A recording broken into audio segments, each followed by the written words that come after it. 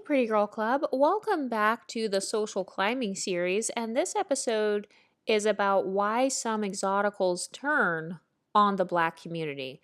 This video is inspired by Regular Degular Black Girl. She did an excellent video where she talked about this one reality show star. I can't remember her name right now, but a part of what made her career flop was that she decided to stay in the Black community. And she actually talked about it. And she talked about how she essentially resents the Black community because she said that the Black community abused her, and she went on this whole rant about how if she would have just married a white man from her neighborhood, then her life would have turned out well. So be sure to check out Regular Degular Black Girl's video on this subject.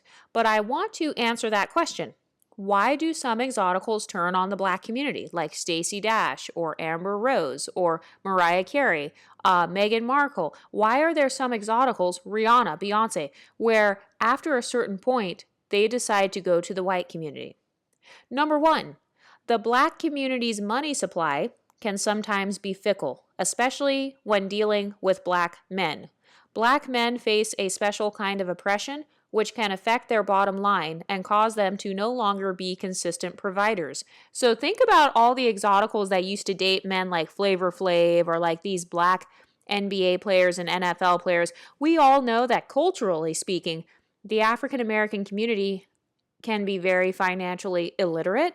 And so a part of your social climbing journey is going to be understanding both the pros and cons of each culture that you're engaging in. So one of the cons of the Black community is financial illiteracy. So that is why you will see some women who are exoticals where maybe they used to date Black men at one point, but then they eventually stopped dating Black men. Sometimes it's for money reasons. Well, a lot of times it's really for money reasons. And also it's because sometimes when it comes to Black culture, sometimes they can be a social liability. So think about the Black guys that get into fights at bars. Think about the Black women that throw drinks and stuff. So sometimes those types of people with that mindset, they can be a social liability. And before I go any further, I want to talk about the concept of the talented 10th. So this is something that W.E.B. Du Bois used to talk about. And by the way, this is an extremely offensive and extremely classist talking point. But this is a sociology channel. So, I'm talking about the realities of society here. So let's talk about that. The talented 10th refers to the 1 in 10 Black men that have cultivated the ability to become leaders of the Black community by acquiring a college education, writing books, and becoming directly involved in social change. So W.E.B. Du Bois, he talked about the top 10% of Blacks in America. So he felt like only 10% of Black people, by the way, W.E.B. Du Bois was an MLS man.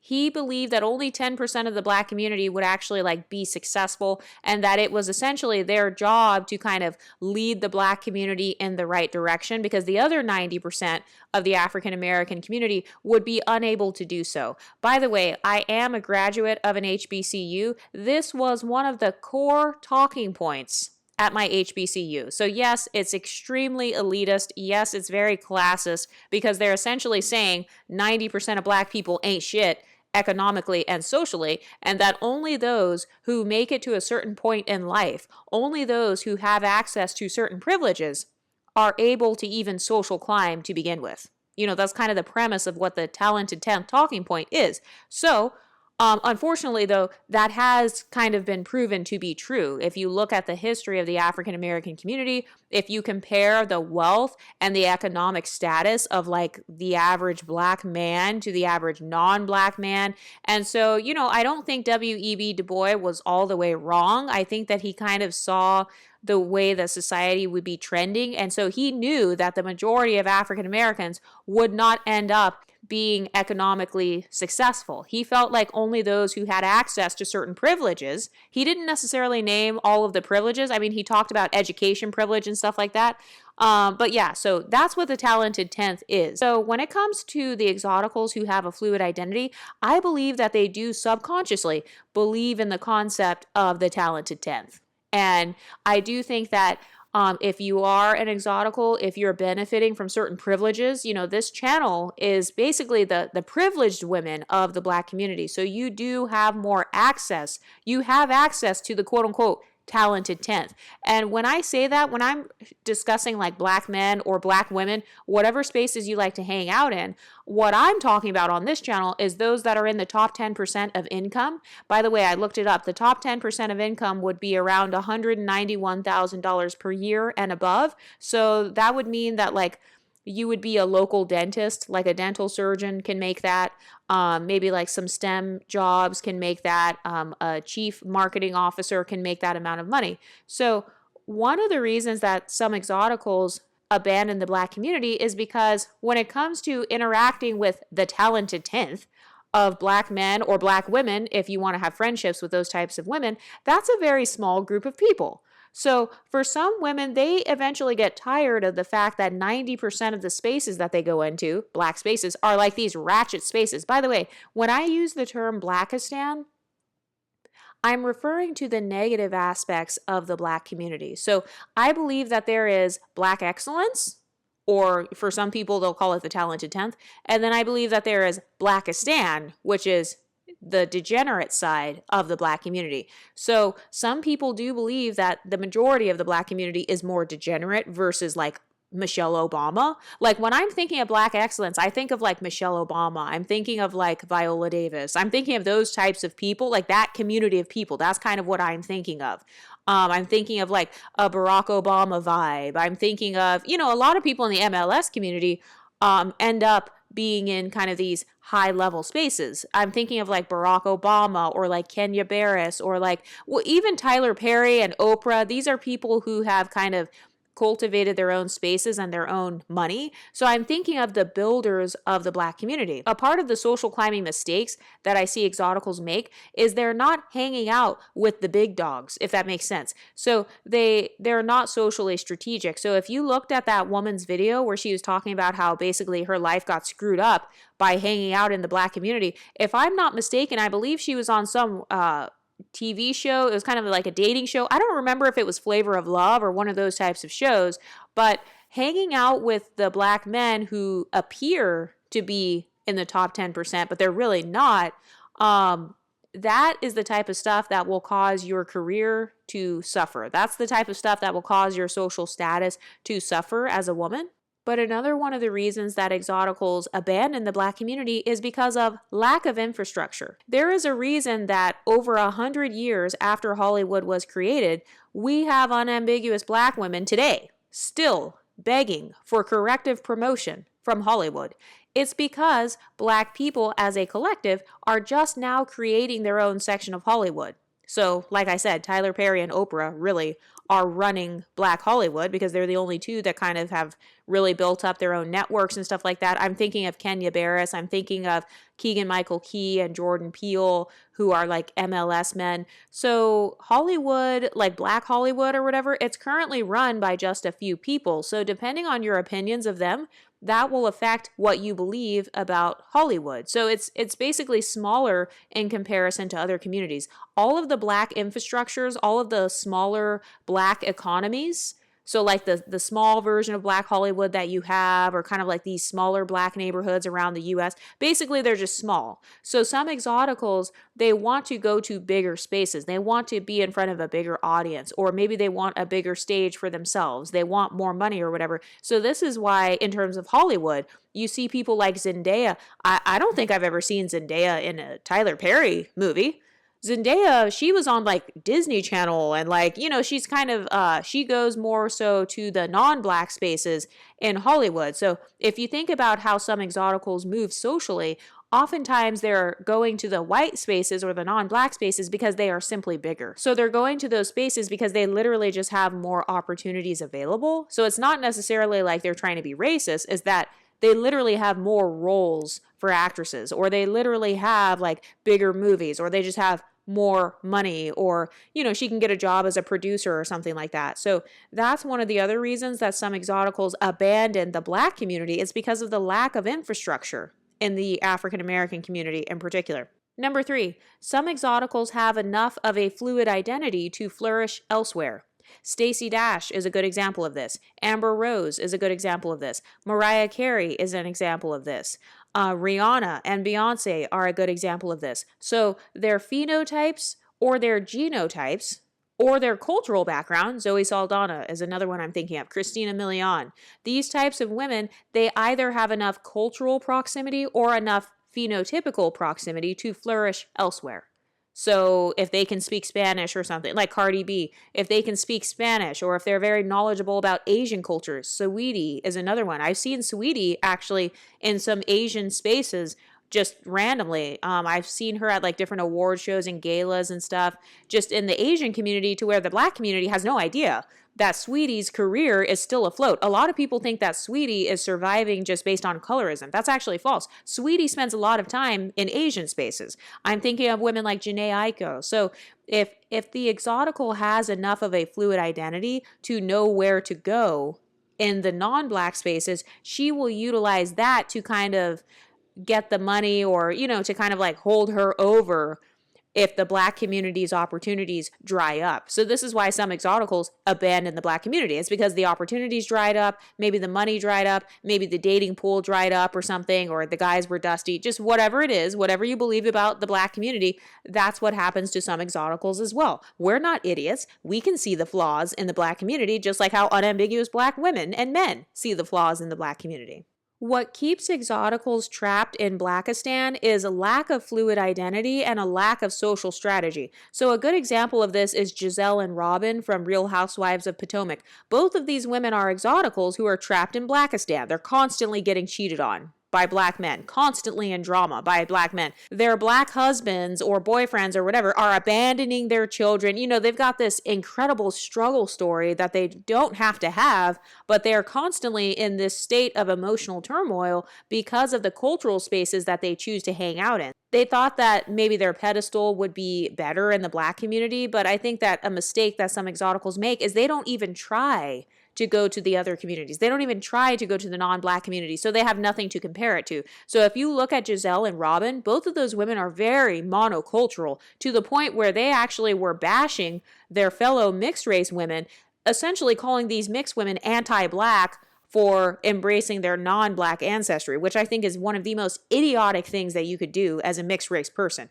One of the biggest signs that a mixed girl is monoculturally Black is if she tries to police another mixed woman's identity. Think about the bigoted biracials, actually, that try to police the Exotical space. These are people who are monoculturally Black. Usually they're biracial women who have a history of dating mainly Black men. Or if you look at their YouTube channel, you'll see that they collaborate a lot with Black men. So they're only used to being in Black spaces. So then they have this mindset of, if I can't be multicultural, neither can you. So that's actually a social climbing mistake that some Exoticals make. It's only staying in the Black community, and then they actually will get jealous of Exoticals that have more of a fluid identity than them. So lack of fluid identity and lack of social strategy is something that keeps Exoticals trapped in Blackistan. Because remember, there's only that talented 10th. 90% of what you're going to come across, for some people, if you believe in the concept of the talented 10th, then that would mean that 90% of what you're going to come across is going to be dusty or not rich or not up to par, not up to your standards. So why would you trap yourself in an environment where 90% of it is going to be average at best, when you literally could just do, 10% in the Black community, 10% of your time in the Mexican community, 10% of your time in the Asian community? Because remember, you don't have to be mixed in order to have a fluid identity, because fluid identity is literally just multiculturalism. Divestment is multiculturalism. Well, the current divestment movement on YouTube is really just internalized anti-Blackness, but that's another video. But that word divestment really is supposed to mean you're just getting away from cultures that don't serve you. So the reason that some Exoticals abandon the Black community is because they're divesting from it, just like how unambiguous women want to do. They don't want to be in the ghetto for their entire lives. They don't want to be getting beat up by Black women their entire lives. They don't want to be getting their hair pulled every day or getting their hair chopped off or having people stalking them on the internet and calling their jobs and stalking their Instagrams and stuff. So some Exoticals get tired of that behavior. They get exhausted. They don't want to put on their cape and be a social justice warrior and participate in Black struggle culture. They don't want to have struggle love, just like anyone else. They don't want to have financial struggle. They don't want to be struggling in their acting career or their music careers anymore. Think about Rihanna. She left the entire music industry Because allegedly, I mean, I heard about Rihanna and how allegedly she like went broke multiple times. She allegedly never got paid for certain music that she was doing. And, you know, a lot of it was her interacting with the black side of the music industry. And, you know, that's a whole other like conspiracy video. But I can see why Rihanna would want to leave the music industry altogether. I would leave too. If you're basically just going to pimp me out and like not pay me, then yeah, I'm not making any more music. But going back to monocultural versus multicultural exoticals, if you compare Giselle and Robin to Ashley from Real Housewives of Potomac, Ashley has more of a fluid identity, okay? So she dates non-black men, for example. She is not trying to speak in this black scent or use African-American slang all the time, kind of like Giselle and Robin. Ashley kind of has firmer boundaries from what I've seen. I haven't seen all of the Real Housewives episodes. I've only seen a few episodes, to be honest. I don't watch reality TV like that. It's just too ratchet for me. But Blackistan does not let you have boundaries. Okay, so never stay in a community that doesn't appreciate you. You're only supposed to go where you're celebrated. As soon as the celebration stops, as soon as unambiguous black women start bullying you, as soon as those black men start being dusty or whatever, or not providing, or, you know, it's no longer serving you, you're supposed to get out of it, sis. You're not supposed to just stay in it and be a ride or die. You know what I mean? You're not supposed to stay in the struggle. You're supposed to get out of it. If you want to social climb off of the black community, white community, whatever communities you're going into. It doesn't even have to be an ethnic community. This could be, you can social climb off of a financial community or just whatever it is, whatever spaces you're in. You are supposed to use that to build your wealth or build your social status or pedestal. And then you get out of it. So think about Beyonce and Rihanna. Both of them started off primarily catering to black spaces in order to build their wealth. And they built their pedestal off of black women living vicariously through them and off of the black men, you know, lusting after them or whatever. But they really built it off of black women, though, because black women are the ones who buy their tickets to their concerts. Black women are the ones who buy Fenty and all that other stuff. So they built their pedestals off of the black women who lied to themselves and pretended like they looked like Rihanna and Beyonce. So these women played into it and they built their pedestals economically off of black women in particular. And then once they got what they wanted, they became billionaires. And then they moved on to other projects that suited them. So they left the music industry or they moved on and created lines of, you know, creating vodkas or whatever they're making. Or like in Beyonce's case, she dyed her hair platinum blonde and started creating country music or whatever. You know, she's collaborating with like Miley Cyrus and all these other artists. So once those women got what they wanted from the spaces they were in, that's why they moved on. It's because they already achieved their goal. So for the people who say stuff like, oh, well, exoticals are only the preference in Blackistan. Okay, but being a preference in Blackistan can open doors for you so that you no longer have to be in Blackistan if you don't want to. So that talking point of you're going to become a baby mama, I'm not a baby mama, I'm child free. So now what? There are plenty of preferences, quote unquote, that never became baby mamas. So that's a moot point. That talking point of you went from a preference to being a baby mama or getting abused, that only happens to the exoticals who don't know when to leave and get out of these spaces that are no longer serving them. So you can't do a gotcha moment with the women from the Exoticals United community because we are heavily educated on social climbing over in this space. So you can use that talking point to the exoticals who stay in Blackistan their whole lives. Yeah, you can get them with that talking point, but you can't get the Exoticals United community with that. So that's another thing. Don't ever let unambiguous black women try to gaslight you and say, well, you're just going to end up as like some sort of failure or like you're just going to be a baby mama. Meanwhile, the woman saying that to you is probably a baby mama to a Dusty. You know what I mean? So it's like that's her mom was probably a quote unquote baby mama to a Dusty. So she's probably come from 10 generations of quote unquote baby mamas to Dusties. So the women who are trying to guilt you or shame you for like having a baby, trust me, those women have 10 times more intergenerational trauma, colorism, texturism, and featureism trauma than you on average, according to their own talking points. So that's not me being racist. That's me repeating their own talking points. So according to them, they are actually at the bottom. So one of the other reasons that exoticals abandon the black community sometimes is because they don't want to be at the bottom. So if if people in that particular part of the Black community are saying that they're at the bottom, of course we're going to want to leave, because we're going to be like, oh shit, if you just told me as a Black man that you're just another Black man caught up in the mix trying to make a dollar out of 15 cents, and that the government took you out of the home, and that you don't have the infrastructures necessary to be an economic builder, and that, you know, you're going through all these isms, colorism, texturism, featureism, the whole world is against you, and like as an African American man, everybody's against you. So then why would I tie my life to you then? All you're doing is convincing the Exoticals to not want to be associated with you. So that's another reason why some Exoticals abandon the Black community. So whether they're abandoning Black men, whether they are abandoning socializing in Black spaces, doesn't matter. But a part of the reason that some people abandon the Black community is because the Black community themselves will talk about how much it sucks to be in that community. Why would I want to be in a community that sucks?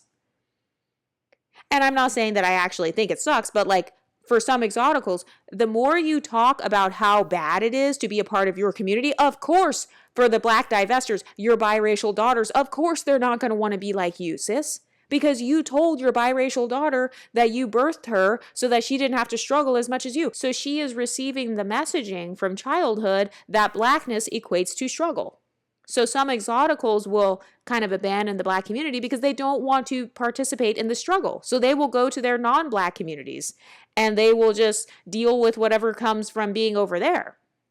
And so it's like, which one would you rather be? For those of you who say, oh, well, you're at the bottom of the white community. Okay, well, would you rather be at the bottom of the white community or at the bottom of the Black community? I mean, seriously. And I don't have hierarchy thinking like that. But if you do want to talk about hierarchy thinking, because a lot of people in Blackistan have this hierarchy mindset, which one makes more logical sense? To be at the bottom of the top or the bottom of the bottom? So that's why some Exoticals abandon the Black community. And that's why that one girl was making that video talking about how she made a social climbing mistake by essentially staying in the Black community for too long. And she said that she ended up going to jail and stuff. And basically she had a lot of drama by constantly trying to participate in the Black community. So I will say though, if there is a way that you can insulate yourself and kind of remain within that talented 10th of the Black community, I think some of those women are fine. But for me personally, even the top 10% of the Black community gets on my nerves sometimes.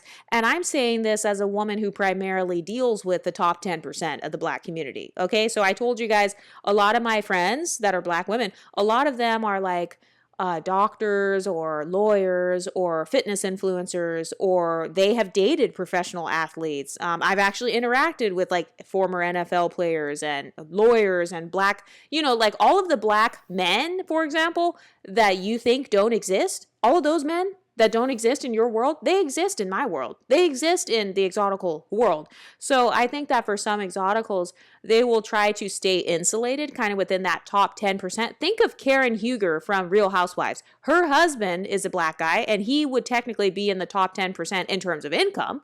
So there are some Exoticals that will be like that. But for me personally, even the top 10% of Black culture still kind of gets on my nerves. The fraternity and sorority culture, I'm not a huge fan of that. So that can get on my nerves sometimes. Obviously, there are some cultural issues such as colorism, texturism, featureism, and internalized anti-Blackness and fetishization that can get on my nerves. So for some Exoticals, though, they are willing to deal with that. They're willing to deal with the talented 10th's problems so that they can remain in the talented 10th. For example, Michelle Obama. Michelle Obama has actually done interviews talking about how she was a married single mother. Yeah. Why didn't any of the Black women talk about that? Why didn't any of the Black empowerment content creators talk about the Michelle Obama interview where she talked about how she raised Sasha and Malia by herself? When Barack Obama was in Chicago, when he was first getting into the political scene, she raised those children by herself, and they were under the public eye. They were under scrutiny. And she was the only one doing all the work. And she talked about that. She said that she did not like Barack Obama for 10 years. So she went through a struggle period, even being in the top 1% of the Black community as a Black woman. Like how many unambiguous Black women are married to senators and presidents? I mean, that's literally the top 0.0001%. So there are some women, whether they're unambiguous or exoticals, there are women who will try to stay within that top percentage. Like maybe they only talk to rich men, or, they think that a man being biracial, maybe that will somehow help him. And I do think that if a man's multicultural, that does work to his advantage.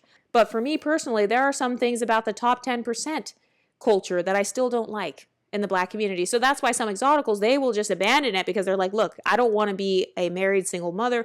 I don't want to deal with struggle love at all. I don't want to deal with ride or die culture. I don't want to deal with fraternity culture, sorority culture, this ghetto, kind of this flexing culture. That's something that I don't really care for in the Black community, kind of this culture of flexing. So a lot of women on this channel, if you deal with kind of the wealthier Black men, which I have dealt with in the past, then you know that they're all about this flexing thing. So it's like they want to have the really nice cars. They want to like kind of show off their money a little bit. They kind of want to like show off with the Rolex and stuff. But if you go to non-Black communities, you'll be around a white guy who has a lot of money or something, and he will have on some raggedy Puma shoes, and he will like shop at thrift stores.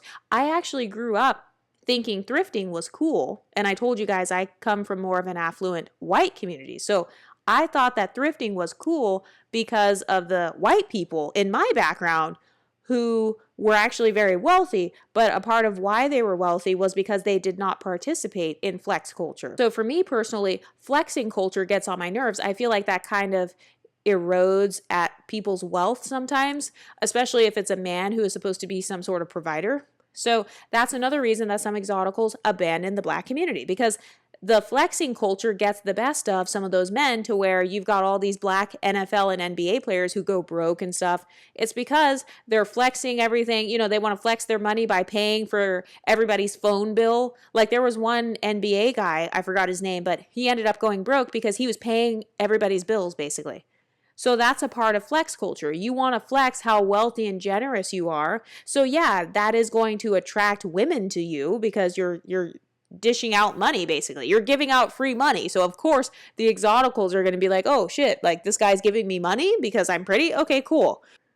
But that's one of the reasons that exoticals will abandon the Black community too, because it's like, if he's giving me all this money, he could be giving all of his money to other people. And then another thing that I wanted to bring up was Black immigrants. So I do feel like a lot of Black immigrants who are not even from the United States end up making it into the top 10% in terms of income or maybe entrepreneurship or whatever. And like I said, top 10% salary in the US would be $191,000 per year and above. So that would be, like I said, your Black surgeons, your Black CFOs, tech bros, engineers. Maybe they own like a gas station, a convenience store, a shop. So a lot of Black immigrants end up making it into that top 10%. But for me personally, and for some of the exoticals, they don't date Black immigrants. Maybe she's an African American, maybe she's like me and she is of African American descent as opposed to Nigerian or something like that. She's not like a biracial Nigerian girl or something. So maybe she just culturally doesn't vibe as well